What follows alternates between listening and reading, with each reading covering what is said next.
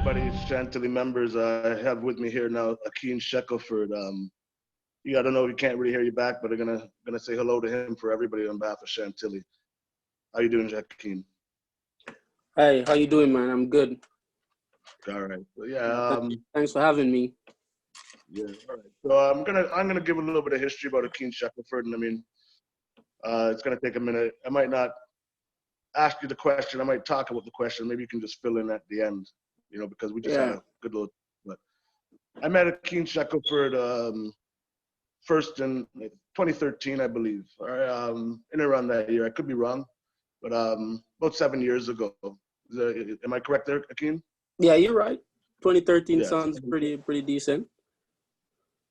And basically, he was a product of the Chantilly Forever program in Jamaica at the time. And for me, I have, like, as a coach, I have many good coaching moments. So I'm just going to open this up with everybody else and share it with everybody. But I met Akean, I don't know the exact date, but I mean, I was coaching a game for Chantilly in Jamaica at the time. And we're playing against Negril, correct? Yes. Akean was Negril, right? Yes, Yeah. Negro. Akean was just 16 at the time, okay, guys? So this was a grown men's team. I mean, Chantilly's team was a senior program, and Akean at 16 years old had made it into the first team by recommendation from the Everton Tomlinson, who was the FA president of Westmoreland. So Akean was young, and he was very anxious. He wanted to get into the game. And it was a pretty interesting atmosphere. It was a little bit of a bragging rights for the parish, like we'd be equivalent to the province here, but the parish over there, trying to see who could be the best team in that parish. And Chantilly was in the round, and I happened to be in the country, so I was given the honor of coaching this team. It was a very good match, and for me, I was just getting to understand the levels that you had in Jamaican football. And Akean was firmly on my bench and was a very humble kid on my bench. But I had some very good players, as he smiles right now. Some guys that never made it where you made it, but very much had the ability to do that, And we were down 1-0 to Negril, if I don't recall. Late in the game now, we're still down 1-0, but we're probably just as good as them, but we're down 1-0 to a cheap goal. And Akean was on the bench and he was bothering me. He said, "Coach, put me in the game, And Coach Joey was there, and Joey said, "Listen, this kid's 16, but I think you're going to need to use him." So I said, "Okay, you know what? Just warm him up." You know what I mean? So I didn't really know if I was going to put him in or not, but the level we're playing at. Akean, how much minutes do you normally get when you're 16 years old at that age? If I get 10, that would be awesome if I had. So 10 was about it, to be honest. I think you expected 10 minutes, but I don't think I gave you 10 minutes. Okay, so with the clock winding down and the crowd had assembled to watch the game, rain was falling, and people were starting to make fun of the Chantilly. They were saying, "Hey, Chantilly had a coach that came all the way from Canada, and look what we're beating them anyways." And then and this Canadian coach, look at this guy, come all the way from Canada, and he's no good. And I said, "Man, Shackleford, didn't know your name at the time." I said, "Number 16. I remember that." Okay. Mm-hmm. I said, "16, come to me." And I said, "You're gonna go in that striker." Okay. And I think I gave you an 87-minute mark. Am I wrong or no? No, you're right. You're right. It was about that, for real. Okay, so 87-minute mark, I put you in the game, and we went from 1-0, guys. I think the first opportunity you took, you hit inside lower post off a half chance to equalize the game. Negril was rattled, okay? And we came at them again very quickly, and in injury time, Shackleford scored again, okay? And it was a picture mirror of the same goal, if I'm not correct. It was a ball into the area, and there's another ball sent home. And the team that was jeering and laughing at us, they went numb. They went silent. Yeah. To this day, I've never seen Everton, the FA president. It's the only time we ever saw him laugh and smile. When Everton was holding his face, and he was like laughing, and we could hardly believe what happened, And I'm just gonna let you know, Akean, right now, that was one of my greatest coaching moments, and was delivered to me from you. Uh, You saved me. You saved me the shame on that day. You know, you made it so that a coach came from far and won the game, and that's how I remembered you. And that's how the relationship forged. Is there you're anything you welcome. want to add? I know I talked a lot, but is there anything you want to add on that? You're welcome, man. But for sure, I would like to say while I was on the bench, because you know in Jamaica when it's it's sunny and then it starts to rain, so you're like at first you were warm and now you're getting a bit cold, and you're 16, and I was asking myself like, yo, do I really want to be here? Like, I'm not even gonna play. There's so many guys that is way better than me on the field, and also if you look on the bench, there's still guys better than me waiting to go on. So I'm like, yo, do I is this do I need to be here? So I was asking myself those questions, but I'm saying in my head, I was like, listen, the guys that were better than me on the bench, they were so quiet. So the only thing I can do to show the coach, like, listen, there's a difference between me and them, is to ask the coach, be like, hey, coach, put me in. I can help. I can help. Trust me.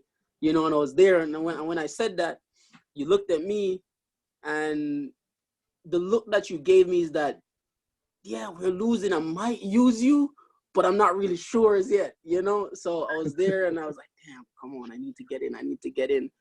And when you said warm up, man, that was the smile that you put on my face. Like it was different, because when you said warm up, as you said, you didn't know if you were going to put me in, but you still said warm up. Like just say warm up to me makes me feel like, yo, yes, this is my chance. At least if it's even 5 minutes, I know I can score a goal, and when I went in, to be honest, the only thing that was on my mind, I'm not even going to lie, as a young player going on, was once I get it, it's just me and the keeper. Even if I'm like at half, I'm going to shoot because there's nothing to lose. You know what I'm saying? But I'm not going to lie, that was a really good day for me, because I was saying like, this coach, he just came from Canada, I know nothing about him. He knows nothing about me. I wonder, like, how's this ever going to turn out? And then, as you said, it turns into a magical day, So yeah, it was really good. Credit went to Coach Joey as well. And you got to remember at that point in time, the first time I'm really coaching a professional team. You know what I mean? In Jamaica, we have a professional ranks that, for me that was an honor for me. You know what I mean? To have 27 and 30-year-old players, that are so skilled underneath that was the very first for me. And when Joey said to get the youth in, it was kind of like my Alex Ferguson moment for me. You know what I mean? Like, yeah, I'm gonna play this kid no matter what, and even in a losing thing. And I had swallowed my pride already, and me and Everton both had accepted defeat. We both had accepted defeat when we put you in the game. And if we had some contention in that game, you weren't gonna go in. It was that situation, but I felt that the towel it was done, and on 87 minutes there was no comeback. I don't know. Right now, I think I should say I'm grateful that you guys were losing. Yeah, and I am as well, because again, that's the first one, not the only time in my career. I've had some, I coach a long time. That's definitely one of the most special moments for me. I mean, to be trying a 16-year-old and to get that kind of result was crazy. Yeah. And again, it formed and sparked our relationship. So from there, I always kept a little bit of a tips on you. I came back to Canada. I'd always talk to Everton Tomlinson. He would always speak highly of you. And when JC College picked you up, we had a conversation because you were the top goal scorer in the Costa Cup. In Jamaica, they have two major competitions. They have the Costa Cup for the whole island, and the Kingston areas in Jamaica is basically 1.5 million people. So it has its own competition called Manning Cup. So I'm just letting everybody else know that. And you were the top goal scorer in the Costa Cup one year for a school that is very close Grange to High School. Came up actually, yeah. I got very strong roots in Grange Hill. So you made Grange Hill proud. There's a lot of things you don't know when you're scoring those goals for Grange Hill. My cousin Dane was always telling me about it, you know what I mean, and saying, hey, that's the same Akean Shackleford that plays for Chantilly. So we never lost the connection there. When you got called by Miguel Coley, which is one of the more successful coaches in the Caribbean, to go to JC College, for sure. I was extremely elated for you, and I told you immediately you have to go. So just to forward everybody up to where you got to, you went to JC College, and You joined one of the greatest classes in Jamaican youth football at the time. Played Oh, with for sure. Rafiki Bryant, Junior Flemings, who is signed with New York City Red Bulls, is now a current, goal scorer for Phoenix Rising. Yeah. Couple other players that this one's going to get into right now, but I mean, you definitely know where they all are now. But you went into that same team, and you were the creme de la creme. You were actually the starting striker for Miguel Coley. You put you right into that spot. Made me very proud, and from there, obviously, your opportunities were should have been pretty wide, but something kind of was a little bit of a miss with the program. I think you got chikungunya at that time, which was a terrible disease, and Yeah, it was. you Yeah, missed. it was the same as the corona right now, but it was not as dangerous as the corona. But yeah, Corona. And it affected your season some. And at these levels, guys, when you can't play, if you're not fully fit, I mean, I remember the day when your mother took the bus 4 hours from Westmoreland to go to Kingston, and you didn't get to play. It was a devastating moment for you. And I don't know if you remember, but I had to counsel you through those things. And long story short, it came up to the point where Akean called me one day and said, "Hey, I need some assistance in getting my visa to go to the United States." And I said, "No problem." I said, I didn't even know what the program was over there. But then I eventually asked her, I said, "Listen, I'm going to send this money to you." And then, you kind of tell me after. Sent the money for your visa, and you ended up at Indian Hills, which is a junior college in the United States. So before I go any further, let me ask you, just fast forward into your being in the junior college. What was that experience like for you at the junior college, and what would you say it did for your life overall, going to that school in Iowa? Honestly, going there, my first season, I still had that Jamaican mentality. I had that more of a microwave mentality. Hoping that as soon as I do something, then something will happen for me. But after my first season, and then I went to Buffalo to play the summer league, and then I went back to Indian Hills for my second season. That's when everything changed. It changed me both my mental aspect of life itself, not just as a player, but as a person, and also it changed my work rate, because when I was younger, coming up, being in Jamaica, and the people that I surround myself with, I was, as you said, the creme de la creme, so I feel like, oh, I don't have to do as much, but coming here, I realized how much I need to be doing, and that changed my mentality where I have to start doing a lot of work, and so everything changed from there. It changed my mentality, changed my perspective of life itself, not just soccer. So it was pretty good for me. I must say Indian Hills was a life-changing for me experience. And I must say it was also a life-changing experience for Indian Hills. Yeah. What all did you achieve for Indian Hills? And before you even talk, I'm going to explain to the people here, because you won't have that time. But Indian Hills has never, ever been to a finals tournament before. And there's a couple of things that Indian Hills have never, ever had before, a top goal scorer. And you've left a legacy at Indian Hills. Can you please tell the kids what it is you achieved at Indian Hills, like all your accolades that you achieved and racked up in the 2 years while you were there? I think I might have to Google all that, but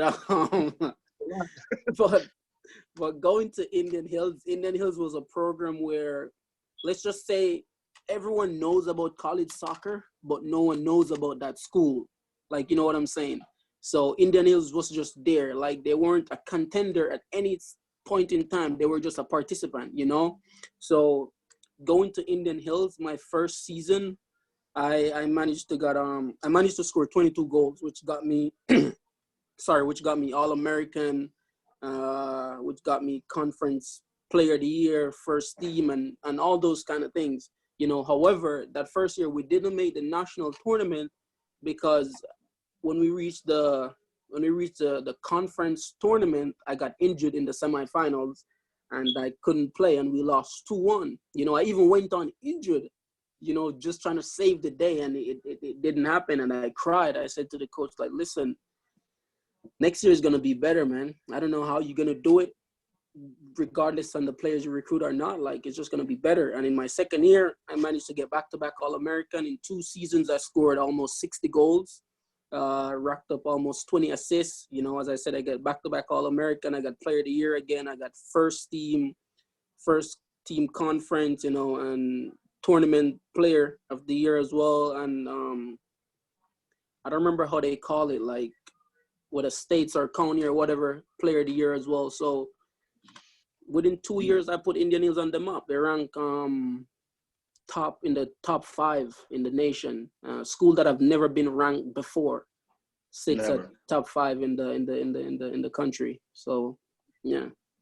So without them actually putting a statue of you in front of the school, you know, pretty much you've done the things that people would expect statues for a school. Yeah. And I mean, that was huge. It also resulted in another player from Chantilly getting an opportunity to go there as well. That was Andrew Mullah. Guys, when you score these many goals, 60 goals in two years, it's an average of 30 goals per year. I can assure you right now that at one point in time when you're on your tear with the 60 goals, I said you were the top striker in the United States of America online. Yeah. I think you remember when I said that, and I had a couple people challenge me, and I said, not every talent is always known, is there? I said, but this one will be one day, so pay very close attention. With that amount of goals and everything, guys, that leads us to our next thing. Akean Shackleford went to NCAA Division I. What school did you attend in the NCAA Division I? SMU, Southern Methodist University in Dallas, Texas. Very big scholarship, guys, okay? At that time, the team was ranked within the top 25, correct? Yes, correct. Sorry. And in that year, you know, I don't believe there's anywhere you played in the United States since you've been there that you didn't do anything. But maybe you can explain to everybody what you did in your season there at SMU. So going to SMU was, as I said, Indian Hills was life-changing for me. But going to SMU was different. You know, it opened my eyes. You know, I see a lot of things. I played with players that are actually pro right now, you know, which when I see them playing right now, I remember the days that we were actually in practice, and I look at them and I was like, yo, damn, I can't believe I actually played with those guys. But anyways, going to SMU, you know, it's a big campus, you know, the scholarship was big, you know, don't have to worry about anything. You're supported financially and everything like that, you know. And the season, I think I did not my best, but I did what I could with what I had or what I've given, you know. And I managed to score 7 goals, if my memory serves me right, pull off 1 or 2 assists. You know, we still managed to make it to the national tournament. However, we lost in the first round to Oregon State, but we did manage to win the conference and the conference tournament. You know, I think we won it 3 times. They have won it 3 times in a row now. You know, but it was a great experience for me, you know, actually flying to every game, otherwise from home games. That was a huge step for me, where, you know, as Indian Hills is a junior college, you drive 5 or 6 hours, you know. At SMU, you got a game 3 hours away, you're flying. You know, I remember when we were drawn in the national tournament to Oregon State, and I think it was Monday and the game was Thursday, and they had to rent get a private jet for us, or a private plane, you know. So those were a lot of things that, being at Indian Hills, I was so humble because everything was down to earth. But coming now at SMU, everything was so fast paced.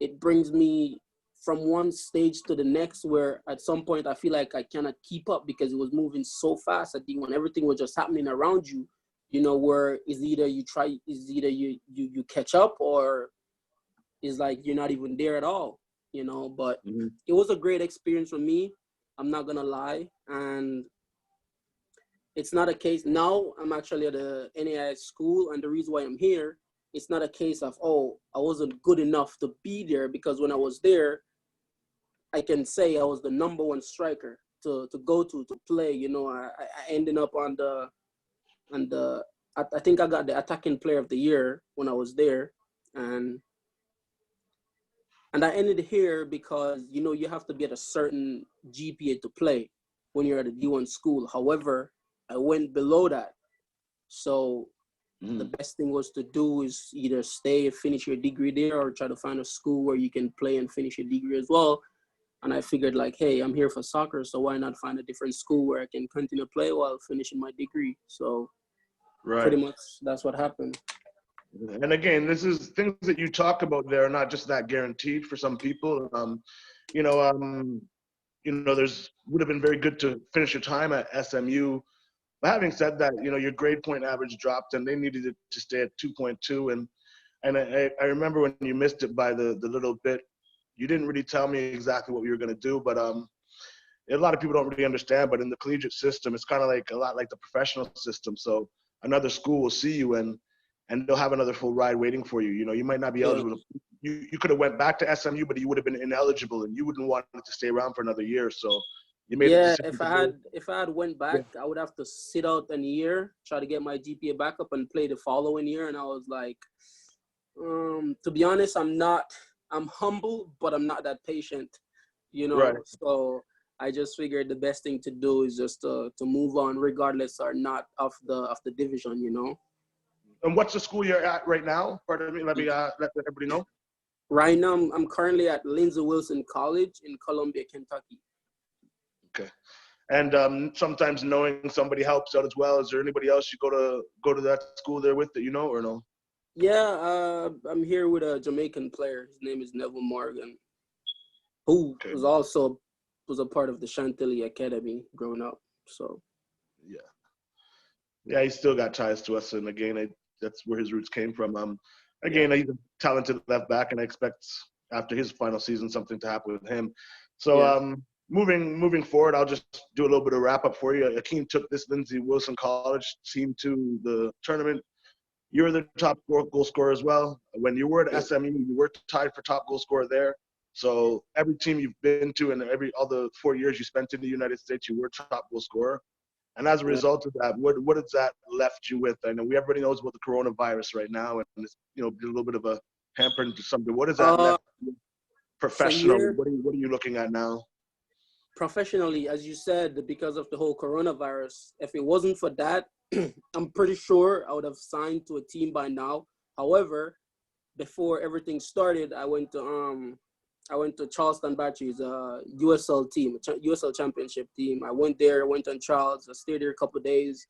It never went how I wanted it to, but I got positive feedback, which was the coach looked at me. He said, nothing's wrong with you. You're a great player. You handled yourself professionally while you were here. But the thing is, based on the team we're building, we don't see you fit for that team. However, I look at that not as a failure, but more as a lesson, because he said to me that based on the team that they're building, so I realized, like, whether you score 20 or 30 goals per season, if you don't see fit within that coach system, then there's nothing you can do about it but just to wait until your turn. However, as soon as the corona started, I started talking with an agent, and we got a few calls even from Canada and the Canadian Premier League. Something was about to happen, and then the corona just got worse. And also I've been talking to New Mexico United, also in the USL Championship, and right now, as things stand, I'm just waiting on a date so I can go out there and spend a week or two with them to see what happens. Right. So, again, just to wrap this up, I'm gonna let everybody open up some questions now, because people are going to be pretty anxious to ask you some questions. But Sure. I can just say right now that I do expect that you would play USL, USL 1 at minimum. I think you're probably an MLS player, or something greater even in Europe. You just need to get your foot through the door. You're 24 years old now, I believe. About to be in June, I believe. Yeah. Taking a slightly longer route. And I'm going to just say for you that a lot of kids here are going to have inspiration from seeing what your route is, because again, there's several kids that don't have grades good enough to get an NCAA Division I scholarship, but they might be able to get into a junior college, and through you, they see someone that can go to junior college and get to an NCAA Division I situation. And if the road gets rocky, you can, when you get to a very high program, another program will take you in like it has for you. And again, I wish you and all the best with your endeavor. I just know for sure it's just a matter of time before we watch you scoring goals professionally. So I'll open up everybody else to have some questions for you right now. And again, for me, I just want to say thank you for joining us again. And again, hopefully you enjoy these questions. These kids are definitely gonna grill you. All right, man. Thank you. I appreciate it. And as you said about the long route, like, to be honest, I'm gonna be honest with you guys right now. Like, nothing is wrong with it, you know, because even while playing soccer at Indian Hills, I did enjoy getting my degree. So that was good for me. And now while I'm here as well, I'm just 2 semesters away from getting my bachelor's as well, you know. So I took the long route, but at the end of the day, I'm also achieving some small goals on the way, if you know what I mean. So if soccer doesn't work out at all, I always have the schoolwork to fall back on. So as I always say, I'm not satisfied, but I'm grateful. You know what I'm saying? So yeah. And I'm proud. And I'm gonna add this right now. Okay, a lot of people don't know where exactly you're coming from, like me, or maybe David knows, but you know, you're gonna be the first person to graduate in your family. And Yep. one of the points in time when I was talking to you about some of the professional opportunities, you said to me, you really want to graduate. And I realized you grew as a person, because 3 or 4 years earlier, if somebody offered you professional, you would have just jumped to that. But now Would you're have seeing gone. beyond Yeah, gone. your soccer career. You're seeing more of what you can do in life, and Yeah. I think that's the biggest achievement of all of this, that you're going to be the first person Yeah. to graduate from your family. So congratulations on that. I'm going to open this up for now for the kids to ask some questions. And All right. Sure. David, take it away.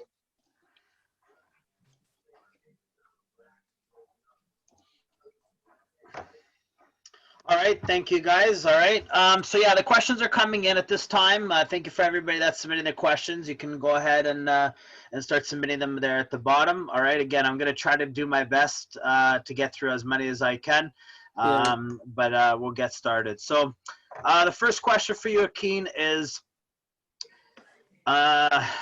what would you believe what do you think your strength is in soccer? What would be the strength in your?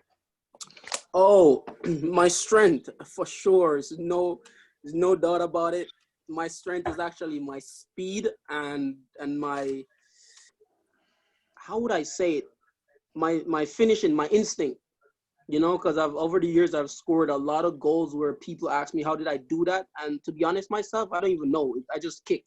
You know, so I would say it's just my speed and my instinct for the goal, my eye for the goal. So that's my strength. Who would you say your best teammate you've ever played with?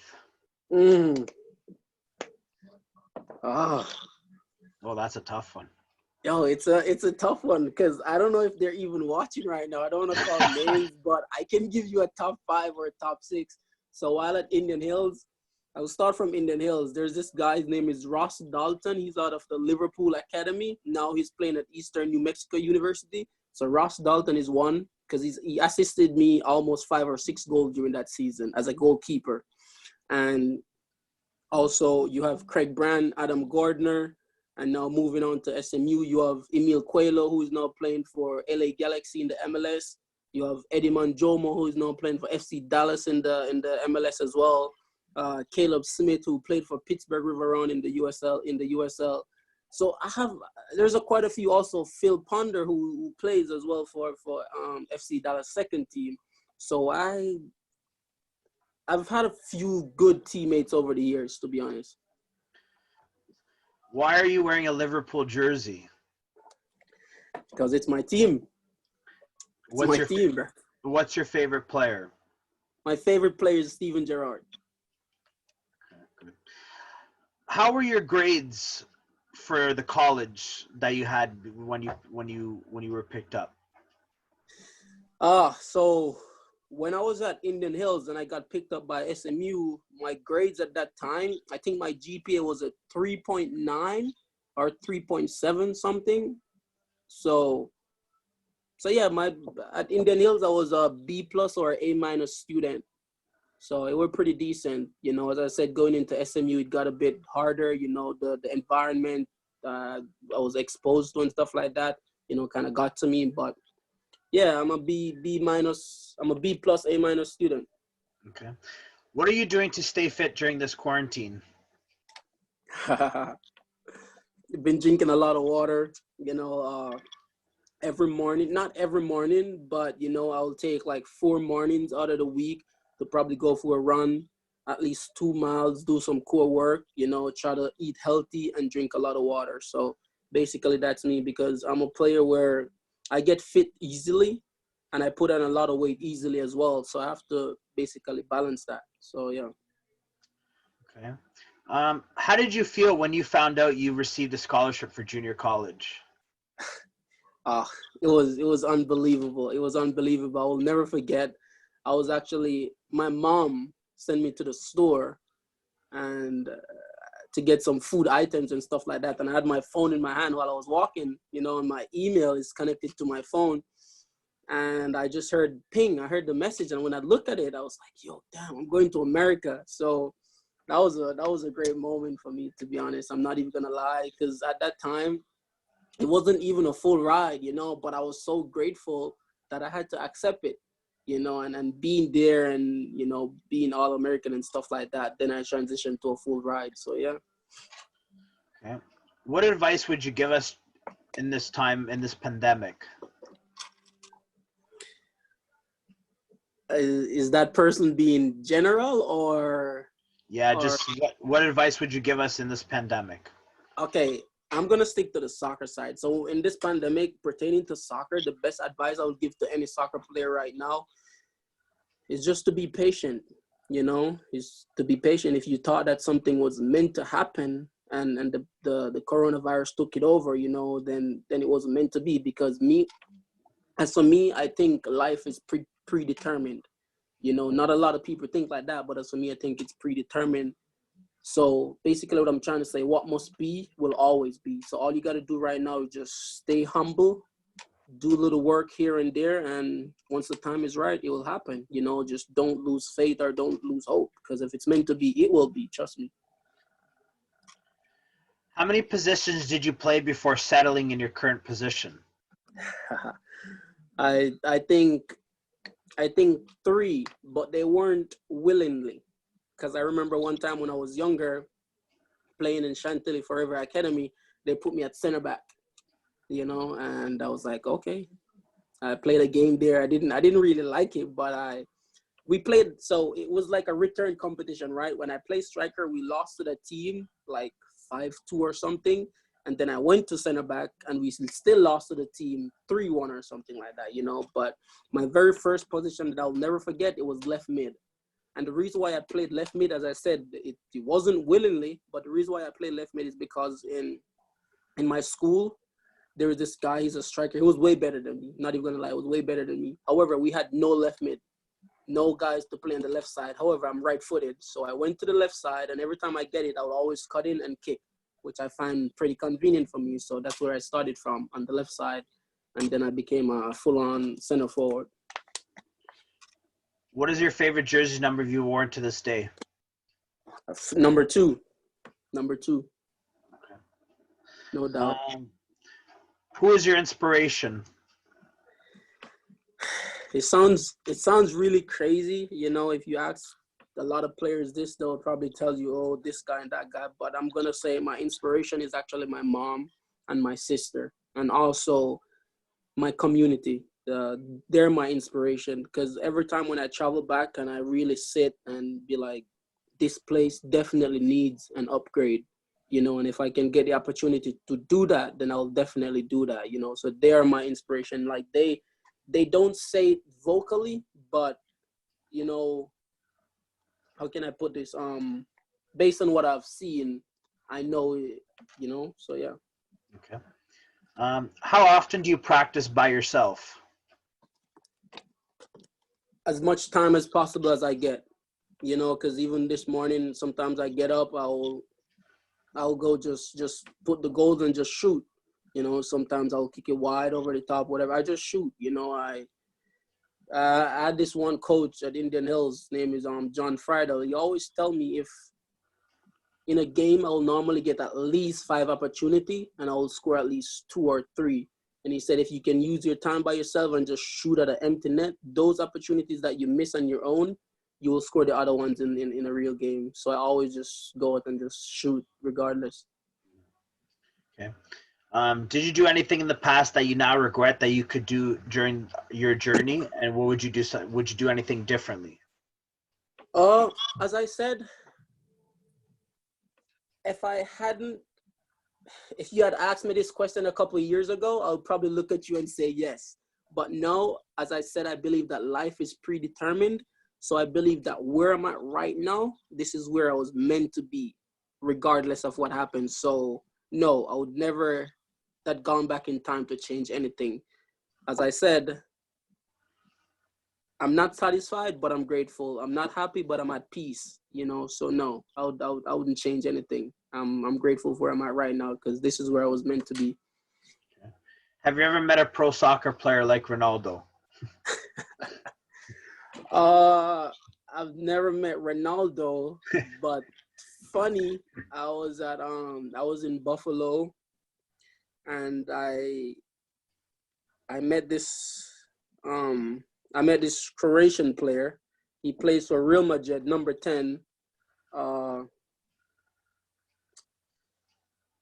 don't remember his name, but yeah, I've met a player like that before, but not Ronaldo. No problem. How old were you when you first started playing soccer?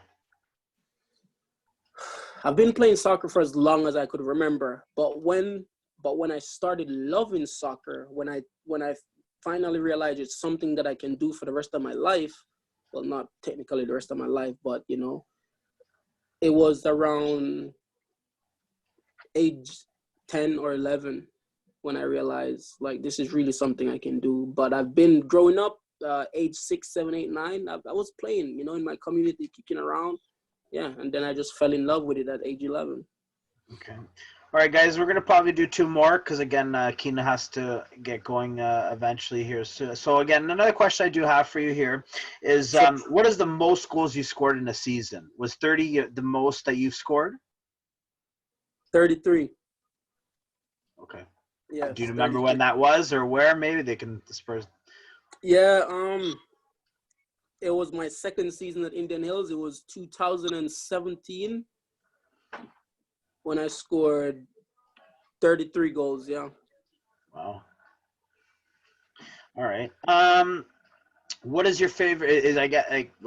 What is your favorite league that you watch other than the Premiership?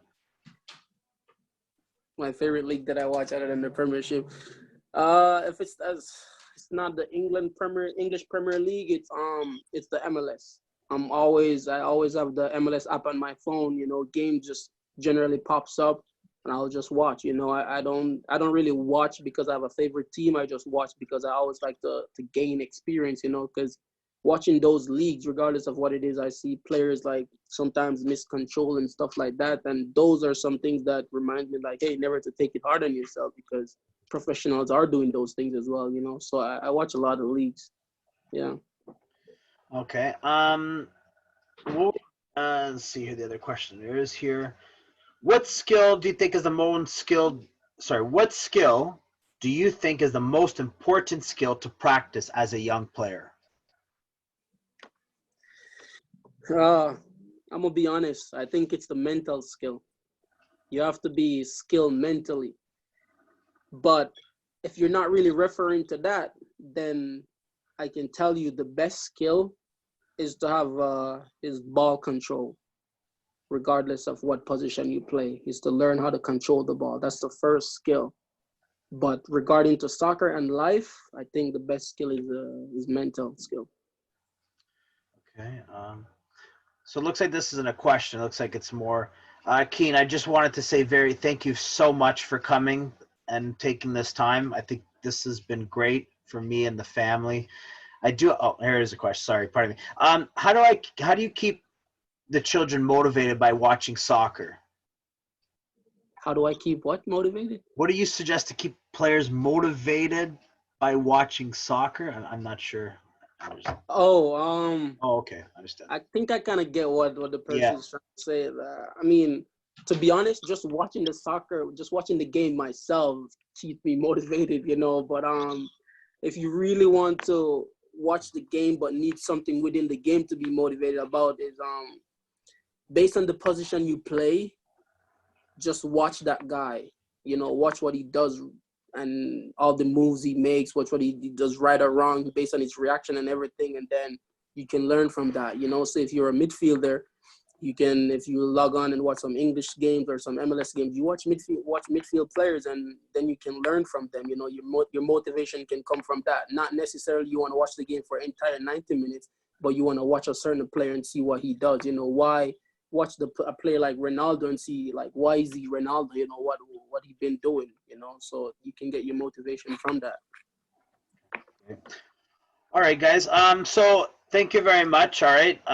So I'm gonna leave that. So on Akean, thank you very much for coming. All right. We really appreciate it. All right. You know, we continue to wish you all the best. On behalf of myself, anyways, I know Coach Vaz will end.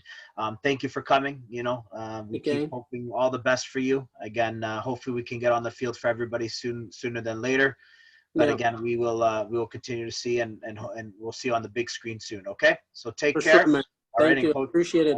No problem. Yeah, no, I just gotta say one thing. Akeem's got an extremely impressive highlight tape. I mean, goals that we don't normally see in this part of the hemisphere.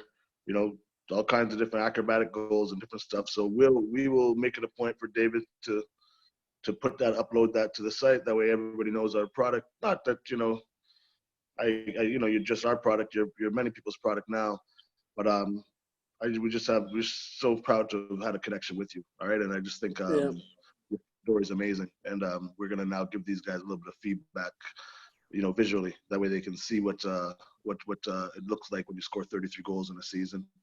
Okay. Before I go and you guys go, I just want to leave a quick word to everyone that is watching, whether you're young or you're old or whatever. A couple of years ago, I met a coach. He's from Spain, and he looked at me and he said, not everyone is going to make it in the soccer industry. You know, you think you're the only one trying to get in, but there's millions of players trying to get in over the world. Not to discourage anyone, but a lot of us are going to be successful, but it might not be soccer. You know, a lot of us going to be successful businessmen or women or whatever it is. So basically what I'm trying to say is just find who you are, and just give it all you got, because we might be here today playing soccer and think that this is it.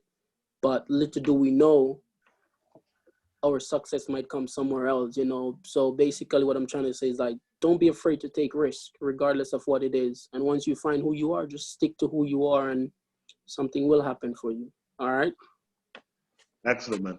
All righty, man. So take care, and we'll definitely be in touch, okay? All right, man. Thank you. Stay safe. Yeah, you too. All right. Bye-bye. Cool.